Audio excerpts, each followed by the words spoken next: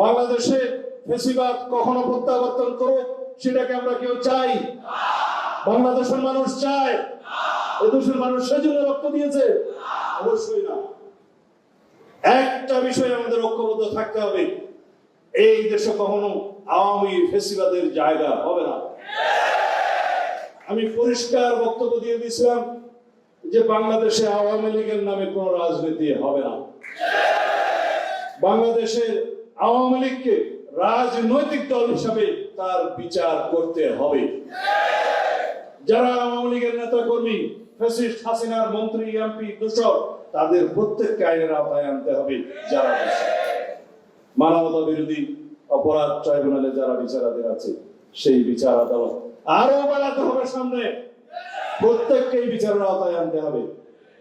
তবে এখানে আমাদের একটি কথা আছে,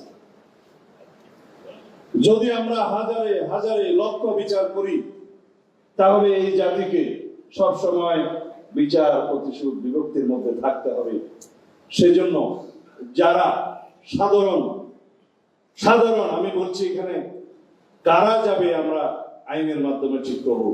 ন্যাশনাল রিকনসিলিয়েশন কাউন্সিলের মধ্য দিয়ে জাতির মধ্যে একটা শান্তি প্রতিষ্ঠা করতে হবে, যেটা সাউথ আফ্রিকায় হয়েছে, পৃথিবীর আরো কয়েকটি দেশে হয়েছে, যাতে চূড়ান্ত বিভক্তি না হয়।